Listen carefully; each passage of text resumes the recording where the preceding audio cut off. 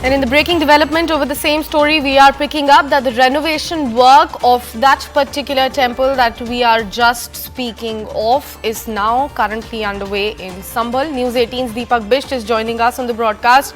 दीपक जी, हम देख रहे हैं कि पॉलिटिक्स तो हो रही है। उत्तर प्रदेश के जो चीफ मिनिस्टर हैं उन्होंने ऑलरेडी समाजवादी पार्टी के ऊपर, इनफैक्ट प्रीवियस यूपीए गवर्नमेंट के ऊपर एक निशाना साधा है, लेकिन एक टाइमिंग जो है ये एंक्रोचमेंट ड्राइव के शुरू होने की, इस मंदिर के 46 इयर्स बाद खुलने की, वो भी क्वेश्चन करनी जरूरी है यहाँ पे, क्योंकि हम पार्लियामेंट में भी देख रहे हैं कि संभल का इशू उठाने की कोशिश काफी की जा रही है।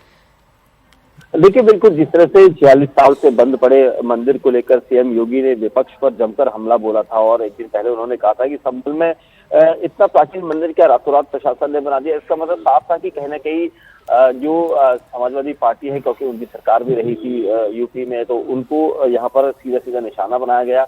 और साथ ही जिस तरह से हालात, क्योंकि एक दिन पहले जब हम देख रहे थे कि मंदिर जब बना तो उसके बाद भक्तों का जो स्थानीय वहां पर हिंदू समुदाय के लोग हैं वो वहां पर आना शुरू किए हुए हैं और वहां पर पूजा का कार्यक्रम हुआ। और आज भी सुबह से वहां पर प्रशासन की टीमें लगी हुई हैं और जो स्थानीय लोग हैं वो यहाँ पर पहुंच रहे हैं।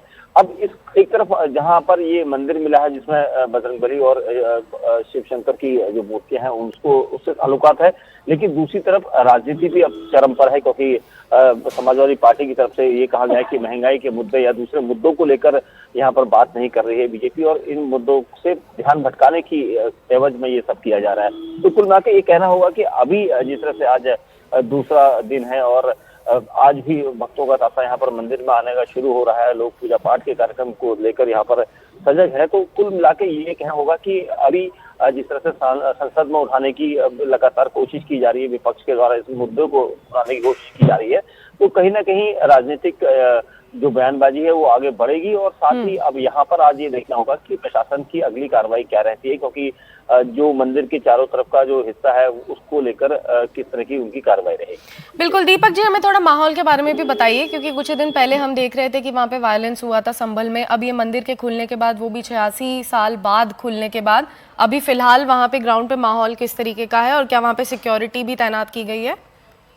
देखिए, सुरक्षा बल उसी दिन से यहाँ पर लगातार हैं जब माहौल को बिगाड़ने की कोशिश की गई थी। उसके बाद अब यहाँ पर जो लोग हैं, प्रशासन की निगाहें उनके ऊपर है, किसी तरह का माहौल तंज ना हो, किसी तरह का तनाव ना हो, इसको लेकर खासा ध्यान यहाँ पर स्थानीय प्रशासन के द्वारा रखा जा रहा है। और अभी तक माहौल बिल्कुल साफ और यहाँ पर ठीक ठाक माहौल है, क्योंकि सब लोग अपने काम की तरफ जा रहे हैं, निकल रहे हैं। लेकिन बीच में जो चर्चा है उस इस नए मंदिर को लेकर हो रही है, जो अचानक 46 साल बाद सामने आया है, तो कहीं ना कहीं इन चर्चाओं को यहाँ पर विराम प्रशासन कुछ कोशिश ये कर रहा है कि उसे दिया जाए, और इसलिए यहाँ पर चारों तरफ पुलिस बल की तैनाती की गई है। जी दीपक जी, हमसे वो सभी जानकारी शेयर करने के लिए आपका बहुत बहुत शुक्रिया। We have got couple of more reactions coming in over the same development. Let's take a look at all of those as well.